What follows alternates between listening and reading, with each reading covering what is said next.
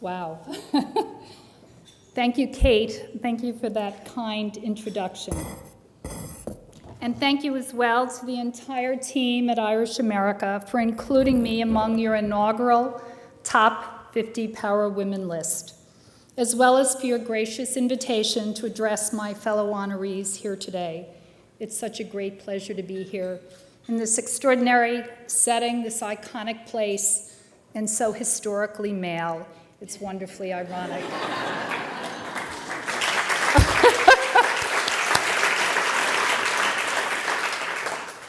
There's an old Irish expression that I love. It says, "What's bred in the bone will come out in the marrow." It's what comes to mind as I contemplate this group of extraordinarily accomplished Irish and Irish American women in whose company I am honored to stand today. Irish women are natural leaders. We have seen that. It's in our DNA, our history, our mythology, our literature, our politics. My fellow speaker, Ambassador Anne Anderson, Ireland's first female representative to the UN, to the EU, to France, and now to the United States, is the perfect embodiment of that.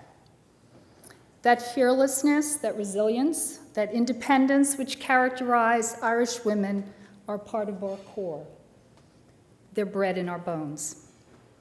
When I look back on my own mother's solo journey to America, which really mirrored that of so many other Irish girls in the last century, traveling to a new world, never expecting to go home again, that's what I see. Strong, fearless women. It takes no small degree of courage to undertake this kind of venture, from hardship and striving, through risk and uncertainty, to finally creating a stable family setting, then making room for the next generation. It takes leadership, it takes the ability to handle change, to pivot, and to roll with the punches. Women's entire lives are about change, physical, emotional, situational. If you're a mother, you understand change. You understand crisis, you understand nurturing, listening, and you understand exhaustion. And you understand the fundamental unpredictability of life. Irish women have a special kind of strength and toughness, muscles accumulated from centuries of determination, of facing down adversity. It's a kind of connective tissue that links us across the generations, the globe, and the centuries. And I believe it links all of us here present today. Women are valued in Irish families, and mine was no exception. Ours was a traditional working-class family in Manhattan. You won't find much of that today. My mother came from Galway, and my father from Sligo, although they met here in New York. My father worked for the New York Transit Authority, while my mother ran the house, like the general she was always meant to be. And that she was. Both my parents had a very steady hand and instilled in me and my brother and sister a set of expectations around industriousness, conduct, and helping others that were crystal clear. Our chores, our responsibilities, our sense of duty, all of these, I think, gave us a sense of self and a sense of place, just as they had given my parents and so many other immigrants a sense of continuity as they made their way in the new world. These virtues were the backbone of my own determination to work hard. And although my mother and father most certainly would not recognize the professional environment I inhabit today, in a very real way, I stand on their shoulders. This is the American story. The story of immigration that continues to enrich our nation. But it is also, in very specific ways, an Irish story, a story of fortitude and strength to overcome obstacles. It's in our marrow. I've been given so much by my heritage, my parents, and by wonderful, generous mentors, both men and women, along the way. People like Maureen Bateman and Dimitri Stockton, both of whom are here in the audience with me today.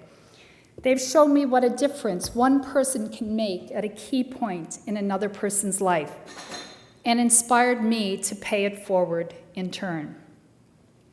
If I stand here today, it's not just because of my hard work or even my good fortune, of which there has been much. It's also because of them.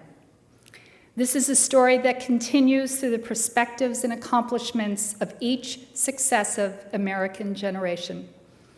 The beauty of immigration is that it ripples, paying dividends to our country for decades, centuries even. Immigration is woven into America's DNA. It is a necessary part of our greater whole. It renews and completes us generation after generation. And speaking of generations, I can state honestly that no two people have taught me more than my own daughters, Fiona and Megan. Two more strong, independent, accomplished Irish-American women. To see them make their own way, their own decisions, and thrive on their own terms, just as I tried to do at their age, has been the greatest reward of my life. And I'm so proud of them. Fiona is a pediatric neurologist finishing a fellowship at Stanford and expecting her own first daughter. And Megan is a zoologist at the Fort Worth Zoo. So they got the science genes. They did. And neither could be with me today because Fiona's homegrown a baby, as we say, and Megan's running a zoo, so they're better placed. The girls tease me sometimes about my own experience growing up Irish-American. But then I realize that their experience has been so profoundly different than mine, as different in a way as mine was from my mother's, and as different as their daughters' experiences will be from theirs. I note with satisfaction that their own sense of place, the world, their own sense of belonging has been larger, deeper, more confident than mine, although I'm not sure if they really know to what extent that they've benefited from the experience of their forebears. I think my daughters just assumed, from watching me and colleagues, that you could do or be whatever you wanted to do or be, if you were willing to work hard enough, had the intellect, and applied it. And perhaps that's the truest measure of the success of those who came before us. That's what you want for your children, especially as a child of immigrants. That's where the great hope lies, the promise in the heart of so many of our humble Irish ancestors, bred in the bone, still there in the marrow. I can't thank you enough for this honor today. Thank you.